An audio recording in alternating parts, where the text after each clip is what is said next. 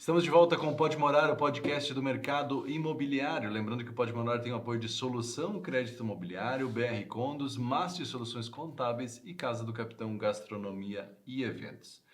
E neste bloco nós recebemos aqui, né, já que a gente passou recentemente pelo aniversário de Joinville, 9 de março, você que está assistindo durante essa semana, viu as questões que envolvem a festividade dos 175 anos da maior cidade do estado de Santa Catarina. E eu recebo aqui Dinei Cunha, que eu nem quero falar muito quem é ele, eu queria que ele se apresentasse. Eu comecei a adotar isso, Dinei. Primeiro, seja muito bem-vindo ao Pode Morar. Obrigado aí pelo convite, né? Sempre um prazer poder falar sobre a história aí da nossa cidade. Eu nasci em Joinville, tenho a formação em História, também atuei em sala de aula, hoje estou fora, exclusivamente na coordenação do Arquivo História de Joinville. Tenho algumas obras publicadas, uma traduzida inclusive para o alemão, lançada fora, né? Na Suíça. E é isso aí.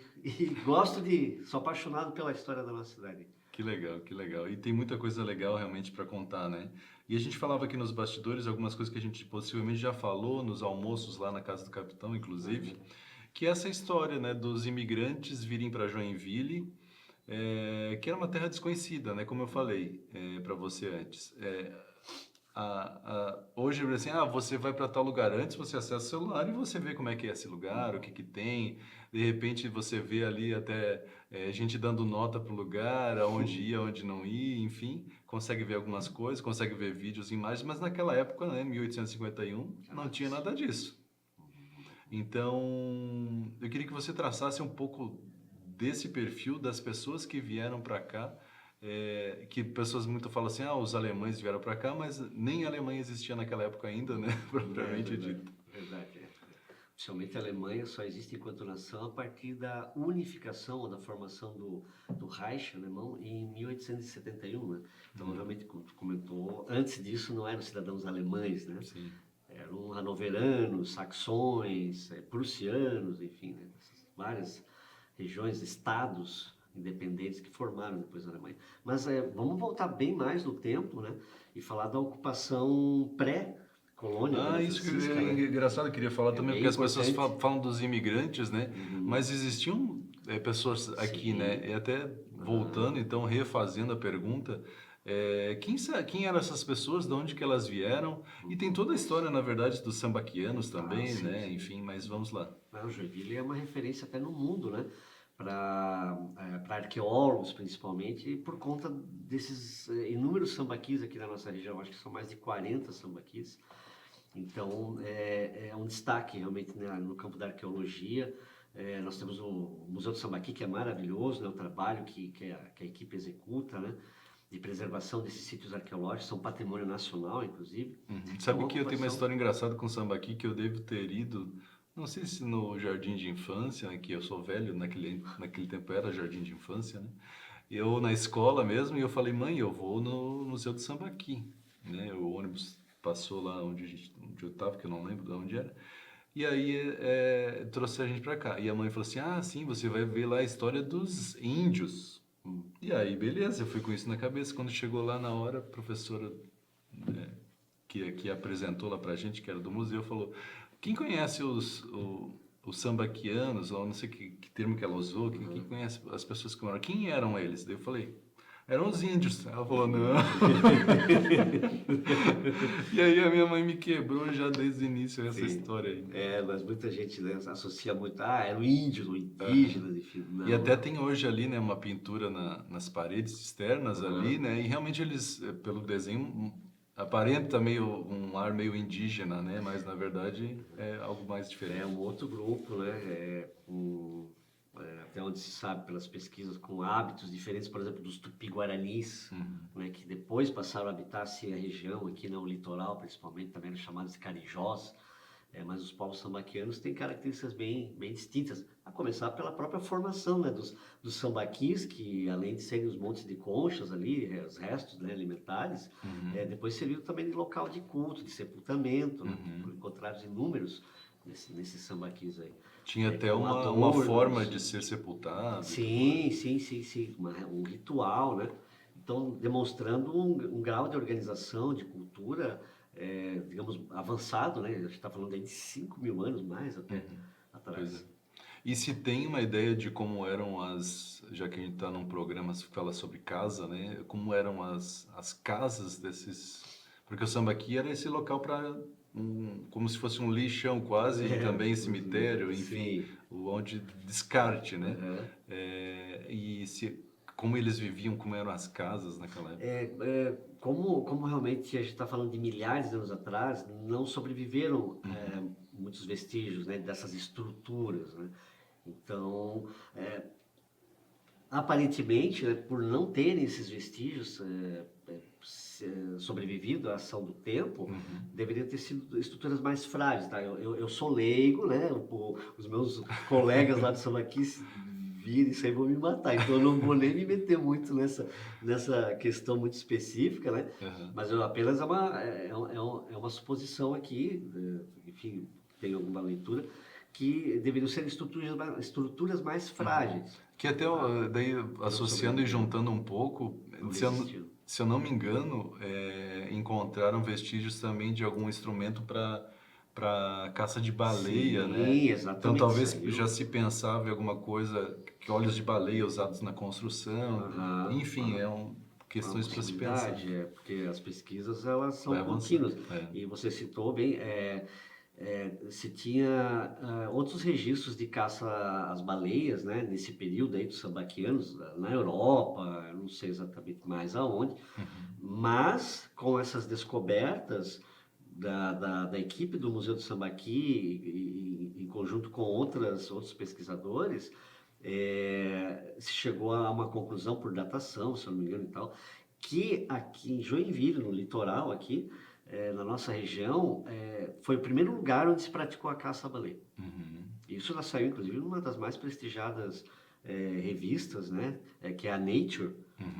Tá? Então, tá de parabéns aí que legal, pessoal, né? Aqui, né? Realmente são excelentes lá, a equipe lá do Sambaqui. E aí, avançando então um pouquinho no tempo, em relação às pessoas que habitavam aqui ali no entorno do século XVIII, ali no início, ali, né? Depois a gente tem um período de ocupação ali pelo século XVI, XVII, que é a fundação da vila de São Francisco, né? Tá. E por vicentinos, o pessoal da capitania de São Vicente, né?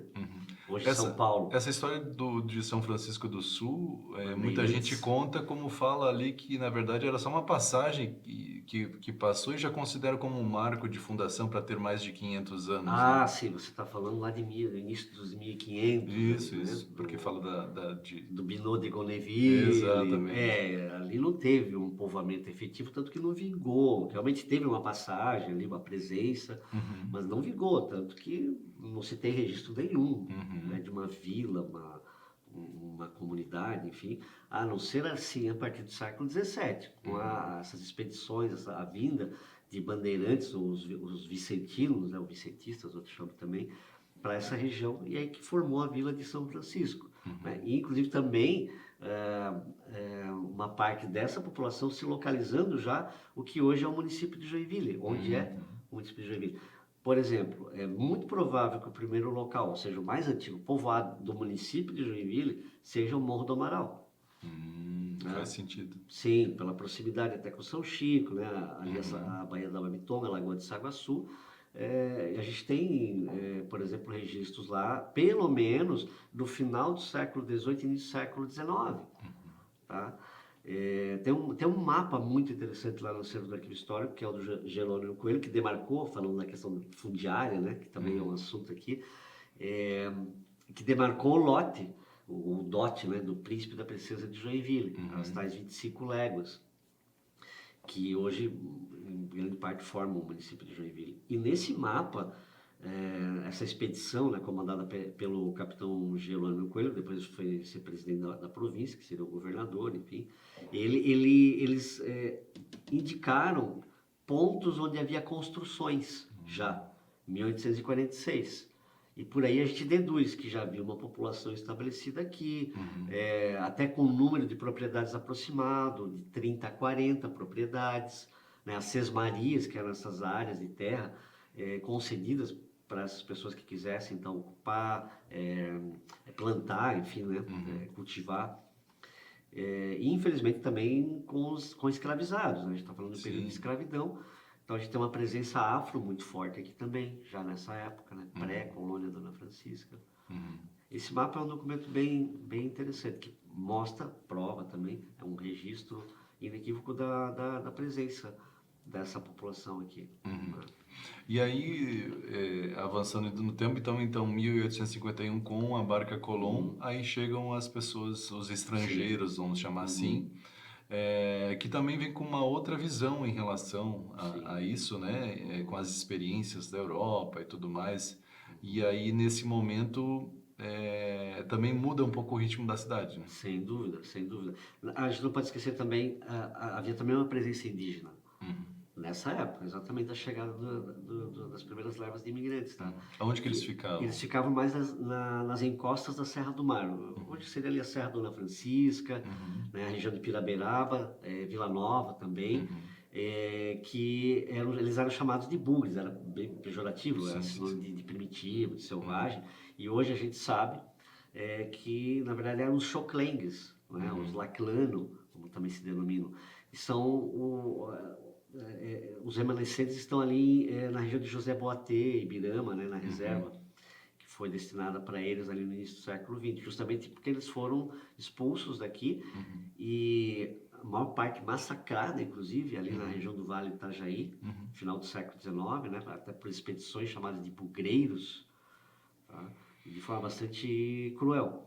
Então, E é tão estranho que, na verdade, como você falou, já haviam habitações aqui, propriedades no mapa de Jerônimo Coelho, e esses caras não foram expulsos, porque eram brancos. Não, porque o dote, né, do príncipe e da princesa, que foi em parte destinado para a colonização europeia nesse período, eles respeitaram esses limites, né? Respeitaram já a ocupação existente. Então é bem curioso, tu reparar nesse mesmo mapa, né?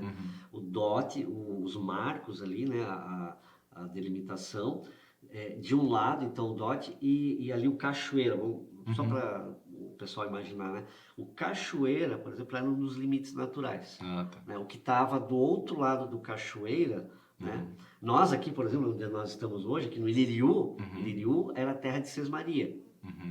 Tá? Mas do outro lado, lá do Cachoeira, da avenida, o Beira-Rio lá era a colônia, era o dote, né? Ah, tá. Entende? E Então, esse dote daí seguia até lá a região da Serra mesmo? cara, era enorme, né? Só para ter uma noção, pegava uma parte de Garuva e ia até a Barra de Itapucu. Caramba. Né?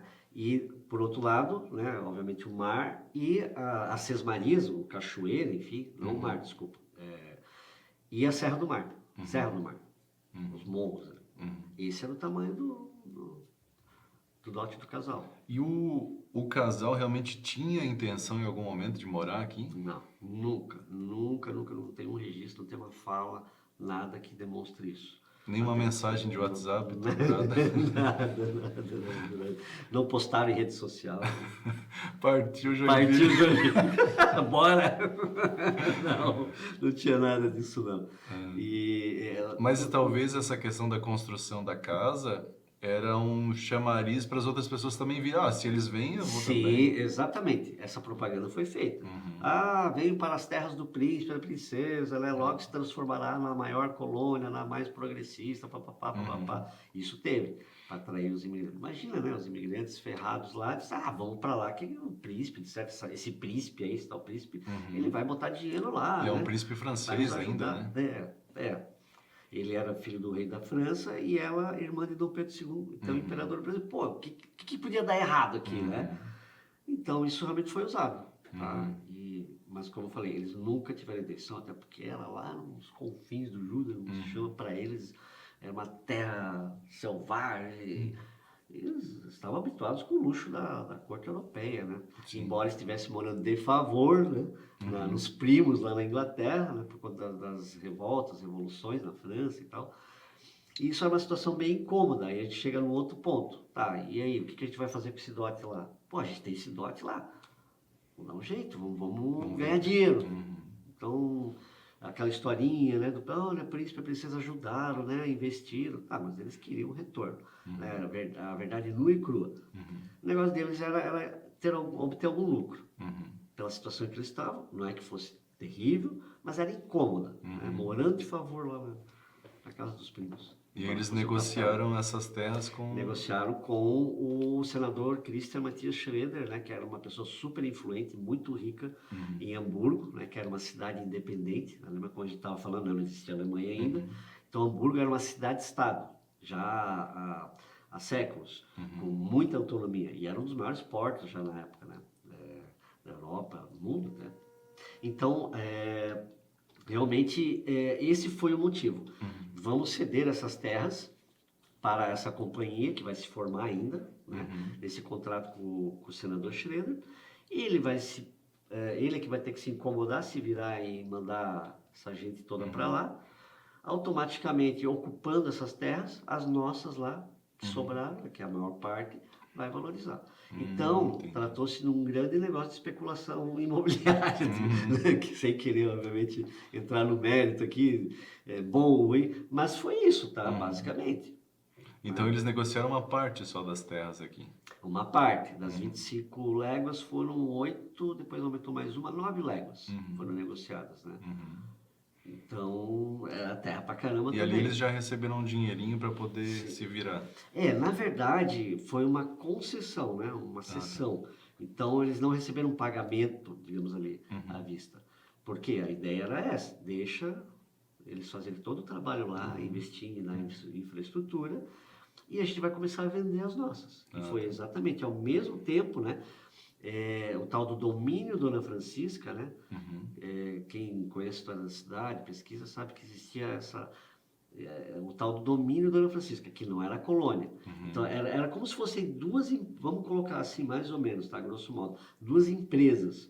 A colônia Dona Francisca, que era tocada lá de Hamburgo, né? Pela sociedade colonizadora, e onde então chegaram os imigrantes germânicos, lá se estabeleceram na colônia Dona Francisca. Tá? Parte do dote do príncipe e da princesa. Então, o restante desse dote era o tal do domínio Dona Francisca, que era administrado por um representante que o casal mandava para cá para negociar essas terras. Né? Tá.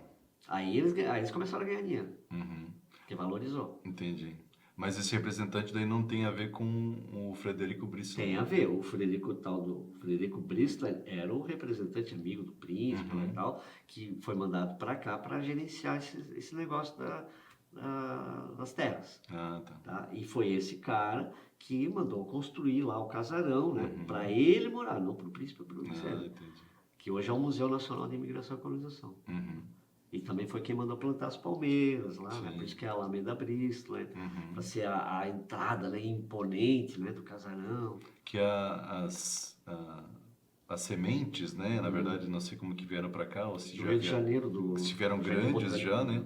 Elas são realmente o símbolo, vamos chamar assim, né, da família real, né? Exato. Só eles tinham essa espécie. No Jardim Botânico do Rio, exatamente. E aí o imperador, né, isso é o que se conta, né, tem registro, que ele presenteava pessoas importantes do Império, né, os barões do Império, com essas sementes ou mudas, enfim, e eles iam lá plantar nas suas fazendas, né, em Minas, que não era todo mundo que tinha. Não era todo mundo. Então eles faziam a mesma coisa que aqui, uma alameda de palmeiras, né, da entrada da fazenda, porque daí quem chegava lá, esse aí é importante, esse aí é amigo do imperador lá. Olha. É isso. E importante também, Dionei, a gente ir para um rápido intervalo, mas na sequência, você que está gostando de história, da história da nossa cidade, da história de Joinville, você aguarde um instante aí que daqui a pouco tem mais. Pode morar.